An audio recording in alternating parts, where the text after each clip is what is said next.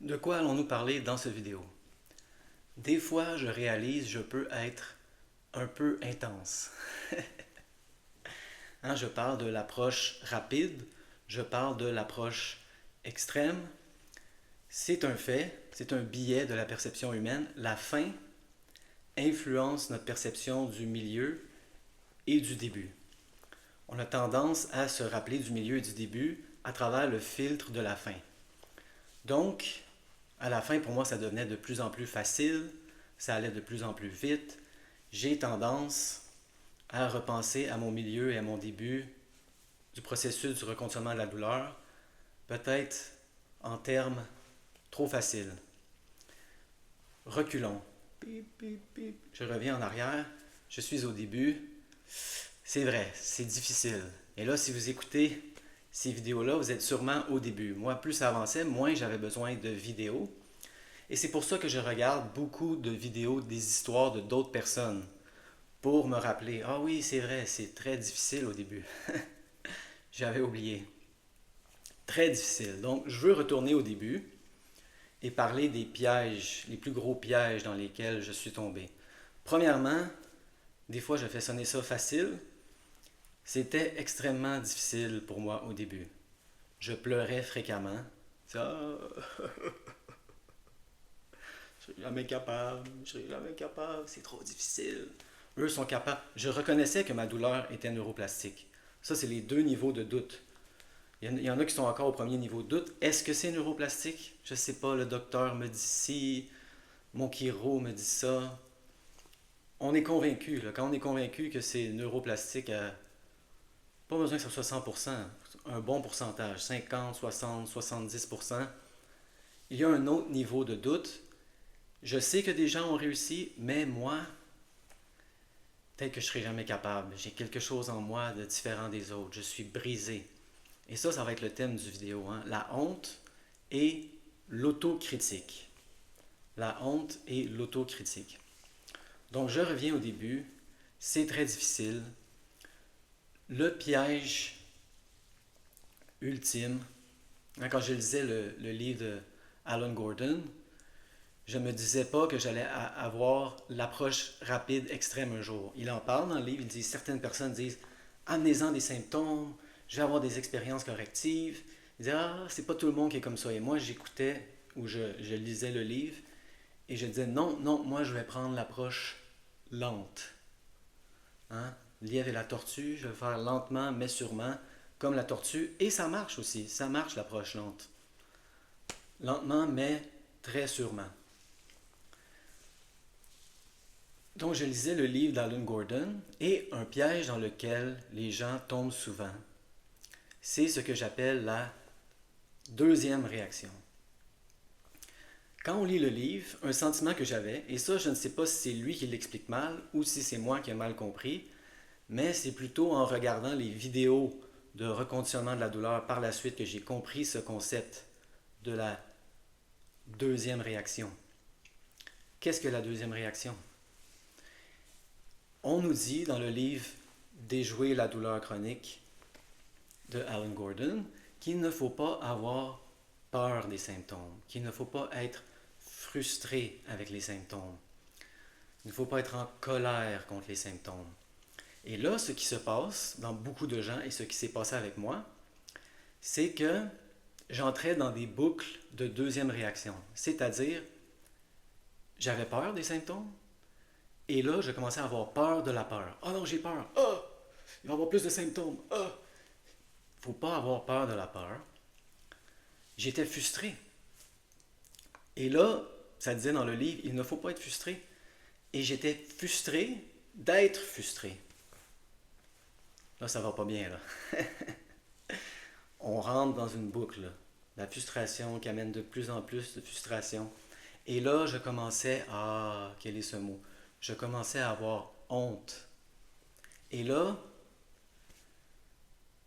absurdité ultime, j'avais honte d'avoir honte. Et je commençais à m'auto-critiquer. Et là, je commençais à m'auto-critiquer pour m'auto-critiquer. Hein? Pourquoi je m'auto-critique tout le temps, dit-il en s'auto-critiquant. C'est comme ça. Donc, le but, et ça, moi, je ne l'ai pas bien compris, même si c'est peut-être expliqué, moi, je ne l'ai pas compris en lisant le livre d'Alan Gordon. Le but, ce n'est pas de ne pas avoir peur, de ne pas être frustré, de ne pas avoir honte, de ne pas s'autocritiquer. Le but, c'est de s'ouvrir à ces expériences, de leur laisser de la place, de ne pas être frustré par notre frustration, de ne pas avoir honte de notre honte. On a des symptômes, qu'est-ce qu'on fait avec les symptômes? On les reconnaît, on les laisse faire ce qu'ils veulent faire. Ah, des symptômes, c'est correct. Ah, je suis frustré, je suis en colère contre mes symptômes. Est-ce qu'on déclenche la deuxième réaction? Je suis frustré par ma frustration? Non. On laisse de l'espace à notre frustration. Je suis frustré. J'ai honte. Il y a beaucoup de honte quand les gens ont des symptômes chroniques.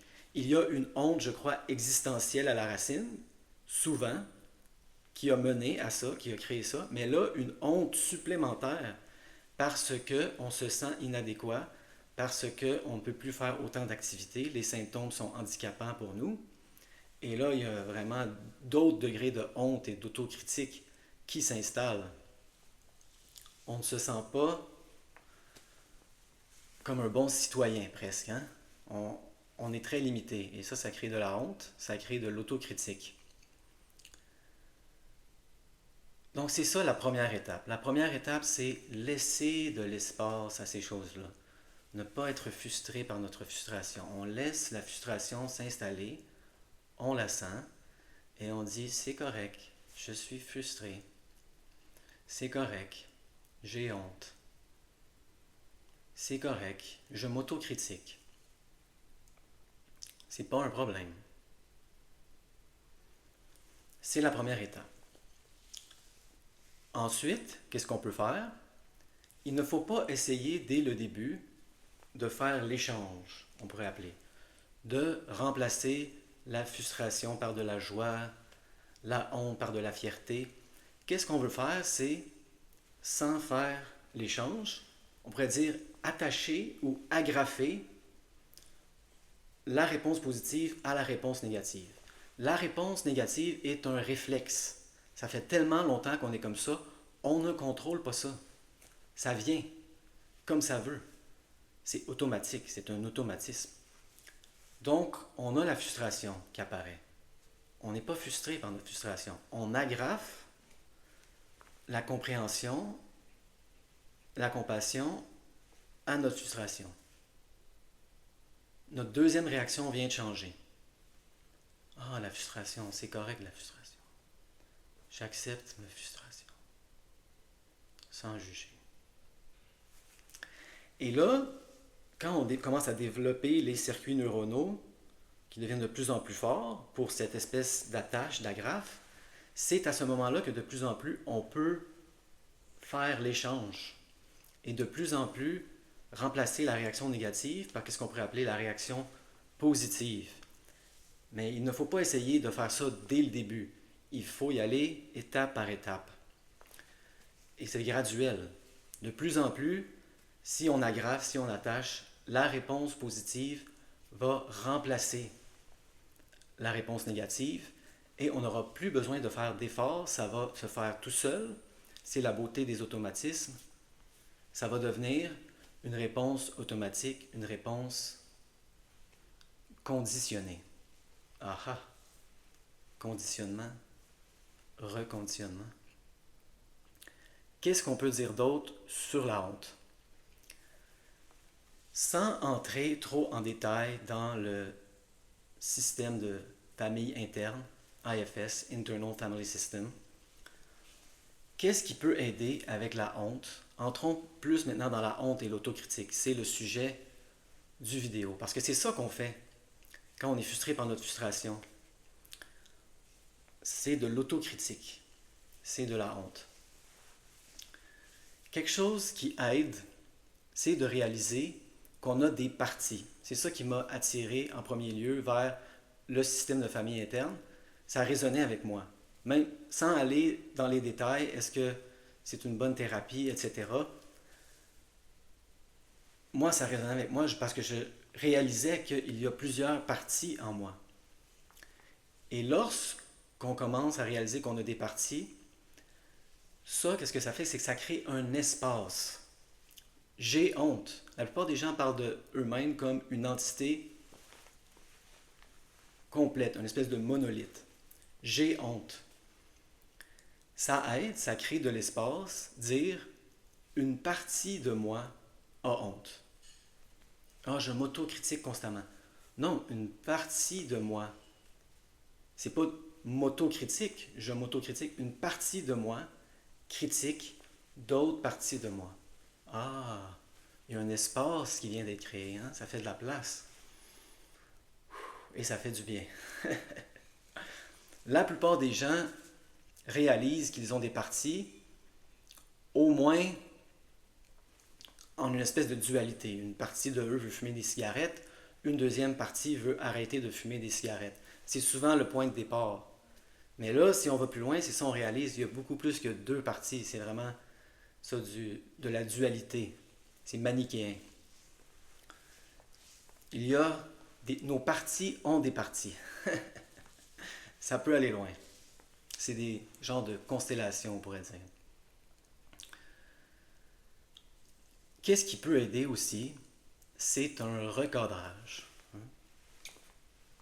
Recadrons. La partie de moi qui me critique, ou qui critique d'autres parties de moi, la partie de moi qui a honte, qu'est-ce qu'elle veut? Est-ce qu'elle a une intention positive? Qu'est-ce qu'elle essaye de faire? C'est ça vraiment le but du livre No Bad Parts, hein, intitulé comme ça en anglais. Il n'y a pas de partie négative en nous. Toutes les parties qui font des choses, des actions qu'on juge négatives, essayent, si on creuse, de faire des choses positives du mieux qu'elle peut avec des stratégies qui ne sont pas adéquates.